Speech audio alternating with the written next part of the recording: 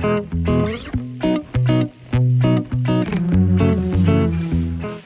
guys, welcome back. Sooner than expected. Been a really busy week here at Loughran's. It's harvest and there's a lot going on in the yard. I've been working from home. See, anyone who can work from home does. I'm back in today. I just seen how busy it is. We've got some footage, a little bit of an insight. James is going to take you around. So this is an off the cuff BrewCraic, but I think it's going to be really worthwhile. So I hope you enjoy. Hi, good morning. So I thought I'd take you guys on a brief tour of our drying plant in the middle of barley harvest, or we would be if it was dry, but today it rained last night, so we're off. But yeah, we're still drying, and I thought I'd take a brief tour and show you around. There's Terry. Hey Terry. Terry's doing some sampling for us, and yeah, so yeah, we'll take a brief walk around, show you guys what we do. This is our main control panel for our grain dryer, which is relatively straightforward. We have two primary temperature settings. We have our hot burner temperature, hot air temperature, and our grain temperature. So for molten barley, these are treated differently than would be for feed barley. And we got, for example, we got a hot air temp maxed out at 70 degrees, and right now it's running at 67.4. So we don't want our barley to be too hot. And we want to make sure that it doesn't get exposed to temperatures in excess of 70 degrees, because if it does, that's going to have an impact on germination and malting. It won't malt, it will kill it. And then it won't grow in the malt house, and then that'll be bad. So we don't want to do that.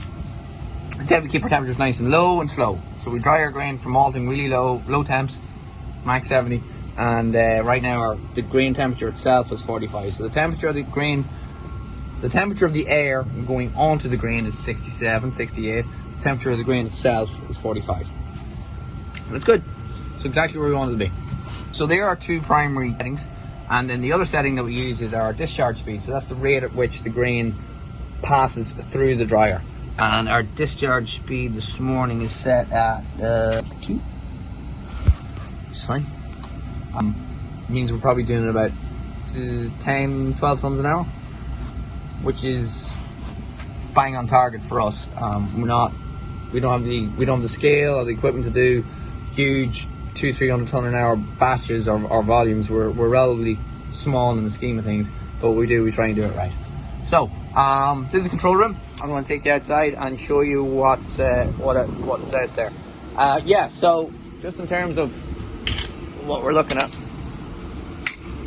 it's 13.3. It's the end of August. It's 13.3.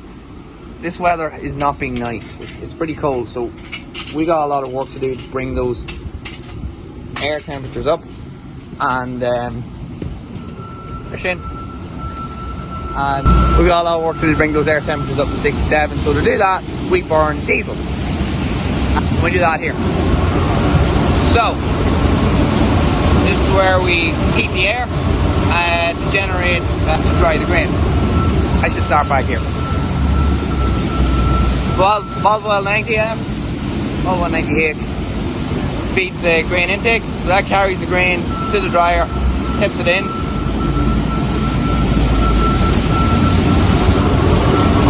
Grain then travels underground, through here, through this conveyor, up this elevator, and into this aspirator.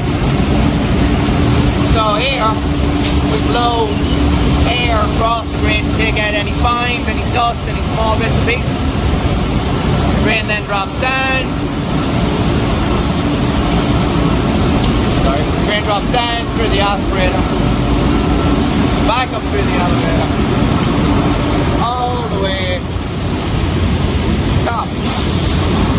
Up there is the entry point to the grain dryer. That grain dryer is a steel box that grain passes down through and is exposed to hot air. So we generate our hot air here. It's diesel fuel, and you can see that's burning through quite a bit of diesel. Hot air goes up the side of the dryer, all the way to the top, and gets stuck through the grain. So to suck it through the grain, we've got two 20 kilowatt fans sucking hot air through the grain. So that's those two bad boys up there. So they're sucking that hot air. You see that? They're sucking that hot air through that grain. And it's that hot air that dries the grain. So your grain's 45 degrees, right? We saw that earlier. You don't want to put 45 degrees grain in the shed. That's not good. So the bottom bit of our dryer, this bit, is exposed to ambient air. So today it's 13 degrees. So we also suck that 13 degree air in here, up and through the grain here. And that cools it down. So that means that when the grain leaves the dryer, it's about 20 degrees. And that's fine. It's nice and stable at that temperature. Grain drops down through here. Up. So, up here on the, right now we're about 5 meters up in the air. And this is our screening unit. So it is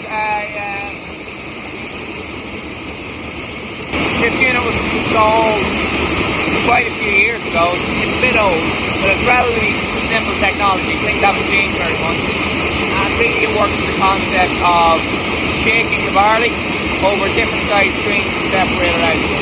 So I'm basically working with a shaker box. So the way it works is the barley passes down into the inlet chamber, and there's a fan in there that sucks out any of the really, really small bits of dust. And after that, the barley drops down into the shaker deck.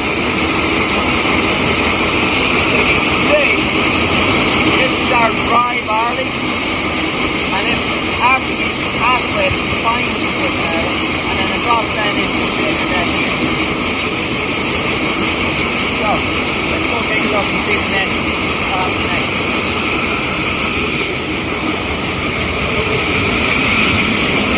So, first deck, this deck, first deck takes out any stone, any large bits. Right there, let's see if we got it. Yeah, there's one.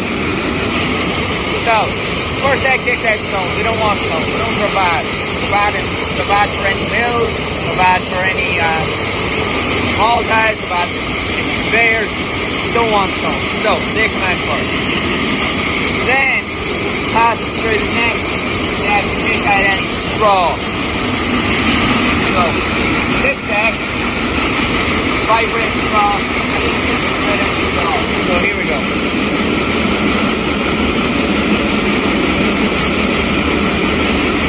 So the combines normally do a pretty good job of cleaning out the barley and making sure there's no straw in it, but a little bit's always going to get through. And we pull that out here in the screening plant. So a little bit of straw we'll take out here, which is fine. Bye-bye. Don't want it. Good. So, then what we got? Turn this around. So we've got top deck, the stones, second deck, the straw, then we got a small deck. In here we got a 2.3 mil screen. Pretty relatively large for barley temperature. So we don't want anything less than 2.3 mil. Less than 2.3 mil is bad. It's full of fibre, full of protein, low in starch, doesn't extract, doesn't malt, not good. It's wonderful for chicken feed. Really, really good for chicken. Chickens love it. But for brewing, malting, not good. That comes out here. So here, we have all our small grains. So this is all like sub 2.3 mil, includes a lot of our cracked grains, any of our cracked grains, small little tiny fine grains that, you know, nobody wants to brew it. Let's get out here, it's a little bit brighter. You can see them? Yeah. They are not fun to brew it. No good. Too small. So, small grains go for chicken feed. And our big grains come out the bottom. And then into our conveying system and disappear away into our grain structure. And that's where the barley gets stored until it's ready to be malted in 2 to 3 months' time. And that's about it. I'll do another video later on for a few more bits and pieces and try and keep you guys informed. In the meantime, have a great day. Friday. So for those of you who aren't farmers, enjoy your weekend. For those of you who are farmers, well, hopefully it'll be dry enough we can get some combining done. See you soon. So that concludes James's tour. I hope you found that interesting. We have had a lot of work going on as well in the field, so we will be bringing you a little insight into that, and we'll be chatting to our contractor Conor McKeown in our next BrewCraic.